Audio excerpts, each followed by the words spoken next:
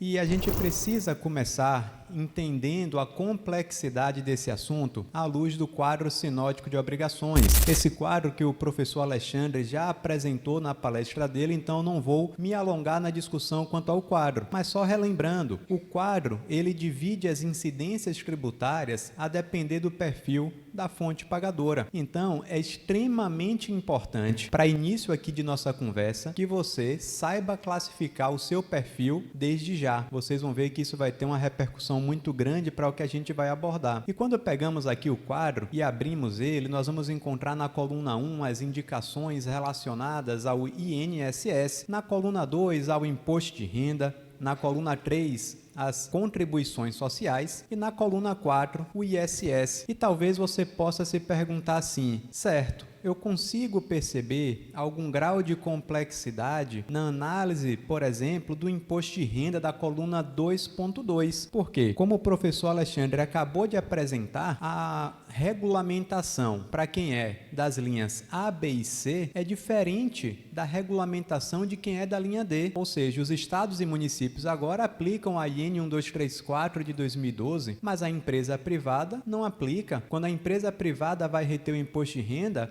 ela tem que se valer das regras constantes do decreto 9.580 de 2018. Então, há um grau de complexidade. Quando vamos para a coluna 3, nós temos a IN 1234 de 2012 se aplicando para quem é federal, quem é órgão, autarquia ou fundação estadual ou municipal, sem a obrigação de ter que reter as contribuições, salvo se houver convênio formalizado com a União com esta finalidade. E para quem é da linha D do QSO, nós temos o artigo 30 da Lei 10.833 de 2003. E aí você para e pensa, certo, mas quando falamos da coluna 1, mais especificamente da coluna 1.1, não há nenhum corte na horizontal, de modo que a IN 2110 de 2022 se aplica de forma uniforme para todos os perfis de fonte pagadora. A alíquota, via de regra, é 11%, seja você um órgão federal, uma empresa privada ou alguém do Sistema S. A base de cálculo, as principais situações relacionadas à dispensa de retenção, tratamento do optante do Simples Nacional, via de regra é igual,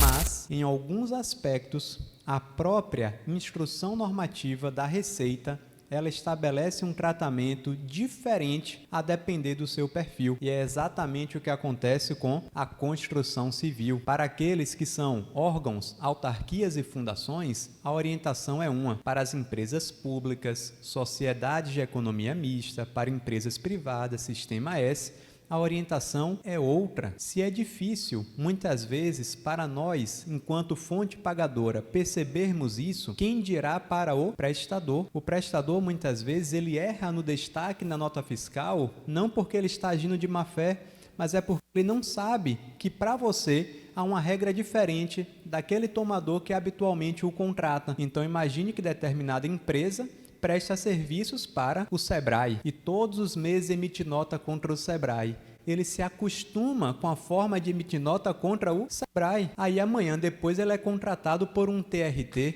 ou por um Tribunal de Contas de um estado. Vocês acham que ele vai correr na IN 2110 para saber se mudou alguma coisa para então ele emitir a nota dele? Não vai. Ele emite nota com aquilo que ele entende que é padronizado para todo mundo. E é aí que você não só precisa conhecer, mas precisa fazer a validação do que ele manda na nota para você não cometer equívocos na retenção. Deixar de reter, por exemplo, quando é hipótese de desconto na fonte. Então, a gente já começa a perceber um pouco do problema que a gente vai tratar aqui, já partindo desse ponto, porque aparentemente o tratamento previdenciário é uniforme, mas nesse assunto específico a gente vai ter que segregar.